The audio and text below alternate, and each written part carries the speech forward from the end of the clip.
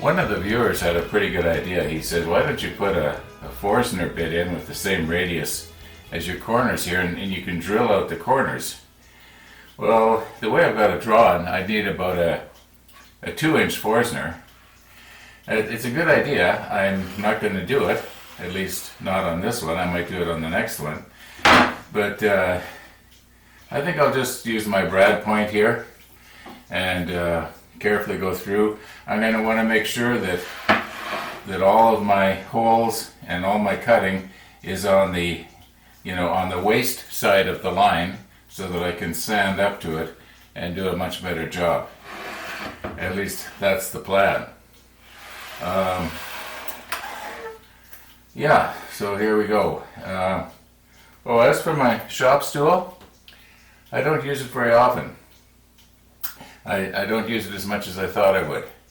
It's kind of hard to get on and off of, for me anyway, because I have arthritis real bad in my knees. I know I've complained about that before, and you're probably sick of hearing it. But, if I twist my knee slightly getting on and off, it can be a very painful experience.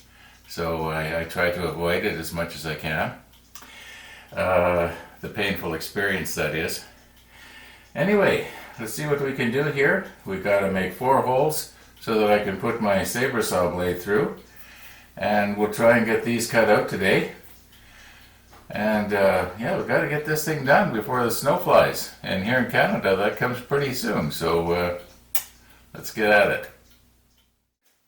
Got a piece of scrap here out of my scrap box just now. And the idea is that when I go through and come out the other side, there's a good chance that I could break out the little layer of plywood on the other side, and it's going to be, well, it's going to have breakout. So I'm thinking that if I put this underneath here, there's going to be less of a chance of it breaking out.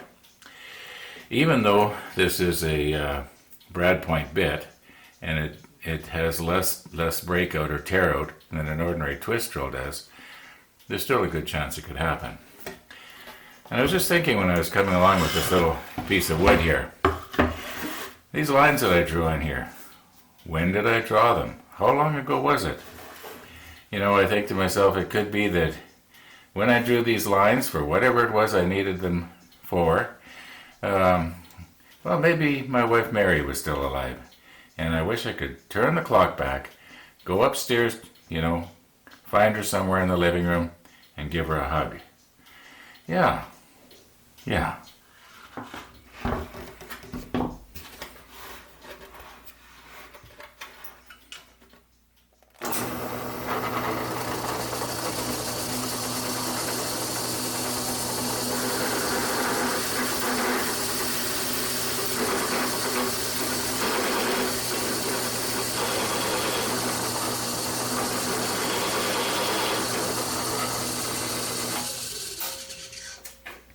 Now here's something that you will get with a brad point that you won't get with a twist drill, and that is when it gets down to the bottom there, it cuts out the final layer, but anyway, leaves you a little plug.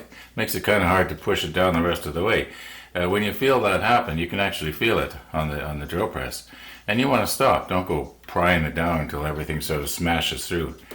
Anyway, we should be through there, and it should be a nice clean cut, because that's a little piece of that would have been, plywood. And there you can see where it had just started right there. Now this doesn't always happen.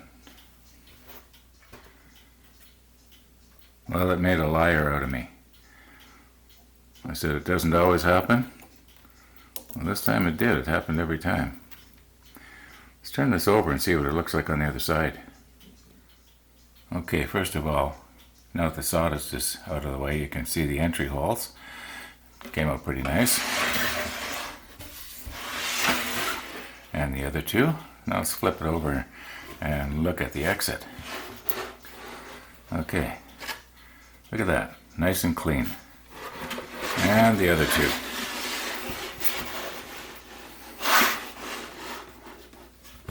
Nice and clean. I highly recommend these. Most of you guys have probably used these. but they do a really nice job. Okay, as you can see, I'm all clamped down here and I'm ready to go. And I was going to put in a brand new blade in my scroll saw here, and I was just noticing that, I don't know if you can see that, but not much set in that. In other words, I don't know if it's going to be able to go around the corner here. Now I know this blade will, and it doesn't feel too bad, but I've used it a lot. It almost looks like once I hit a nail, but I'm not sure. Anyway, maybe I should have taken that guy's advice and drilled these holes out. I mean, they didn't have to be this large a radius. I mean, I could have had a small hole and gone up to the small hole. And I'm wondering if maybe at this point, that might be the thing to do. I should stick my brad point back in the drill press, redraw this, and just make smaller holes. It would have looked nicer if it had a big, large radius, but on the other hand, if it's going to give me problems, maybe it's not such a smart idea.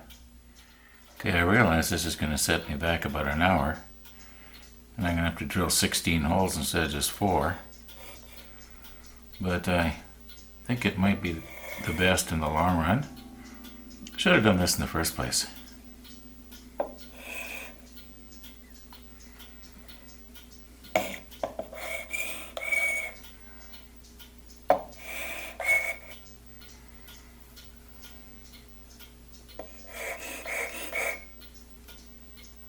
Why don't I just go all the way around already? What's the difference?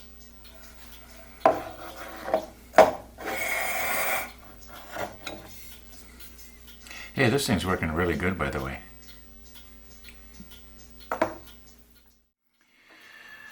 Well, as the saying goes, we're back where we was.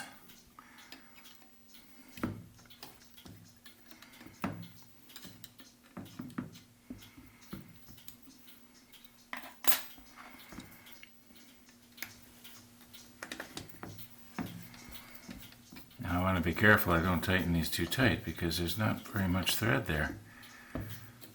And I don't want to have to be trying to get a hold of Sears to try and get parts for this anymore. I don't think there is any more Sears Craftsman. Well, maybe there's Craftsman, but there's sure no Sears, at least not in Canada. Okay.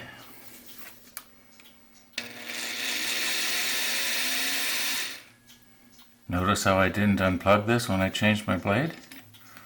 And I'm still alive.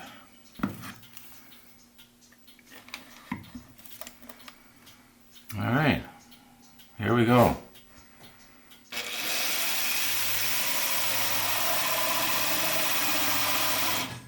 You know what? I'm going to have to rig up a dust remover here.